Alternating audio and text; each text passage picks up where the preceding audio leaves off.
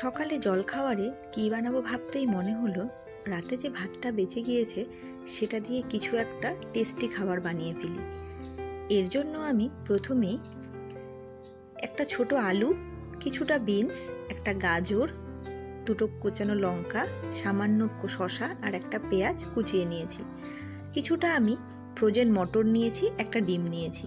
এবার গ্যাসে কড়াই বসিয়ে এর মধ্যে সামান্য পরিমাণ সরষের তেল দিয়ে দিচ্ছি।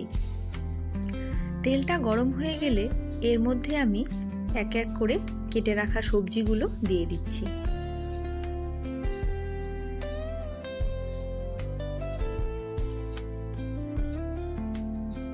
লঙ্কাটা আমি এখন দেব না, একটু পরে লঙ্কাটা আমি অ্যাড করব। ভালো করে একটু মিশিয়ে নাড়াচাড়া করে এবার আমি এর মধ্যে পরিমাণ মতন লবণ দিয়ে দেব।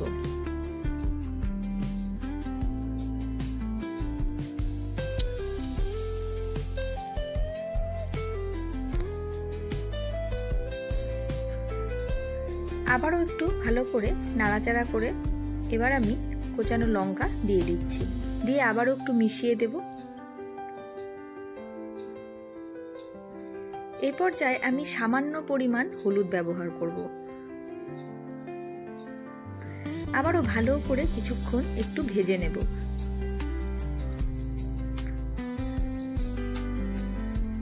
তেলের থেকে সবজিগুলো একটু সাইডে রেখে এর মধ্যে আমি ডিমটা দিয়ে দেব।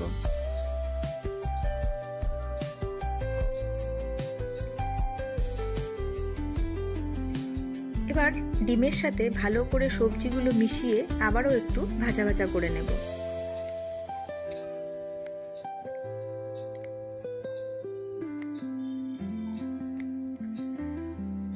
খুব ভালো করে ডিমের সাথে সবজিটা মিশিয়ে ভালো করে ভাজা ভাজা করে নেব। এবার আমি এর মধ্যে মটরগুলো দিয়ে দিচ্ছি। যেহেতু ফ্রোজেন মটর আমি এই পর্যায়ে দিচ্ছি, কাঁচা মটর হলে আপনারা আগেই ব্যবহার করবেন।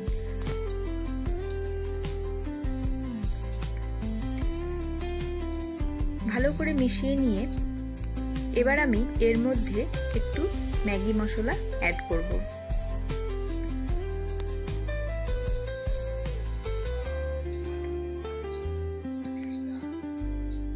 এখানে আমি সামান্য পরিমাণ ম্যাগি মশলা সবজির মধ্যে দিয়ে দিচ্ছি। আবারও সবজির সাথে মশলাটা ভালো করে মিশিয়ে একটু ভেজে নেব।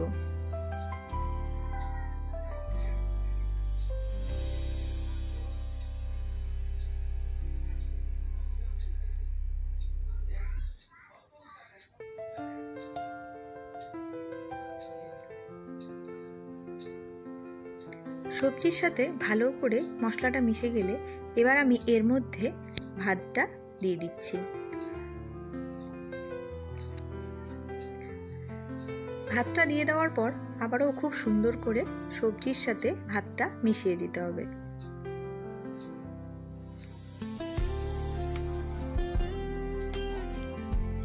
এইভাবে ভাত ভেজে খেতে খুবই ভালো লাগে, আর ভাতটাও ব্যবহার হয়ে যায়, সকালের জলখাবারও হয়ে যায়।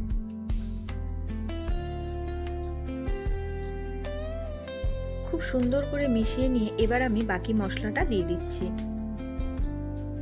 ম্যাগি মশলার জায়গায় যদি বিরিয়ানি মশলা ইউজ করো সেটাও করতে পারো। আমি বেশিরভাগ সময় বিরিয়ানি মশলাটাই ব্যবহার করি, আমার কাছে এই মুহূর্তে অ্যাভেলেবেল ছিল না, তাই আমি ম্যাগি মশলা দিচ্ছি। টেস্টটাও খুব সুন্দর আসে আর খেতেও খুবই ভালো লাগে। দেখো কত সুন্দর ঝরঝরে হয়ে গেছে।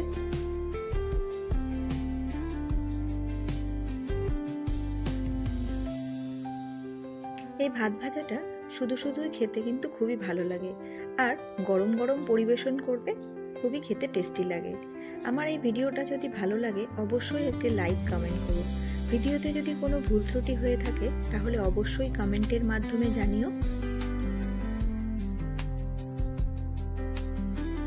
ভাত ভাজা একদম রেডি হয়ে গেছে, এবার আমি এটা সার্ভ করে দেব।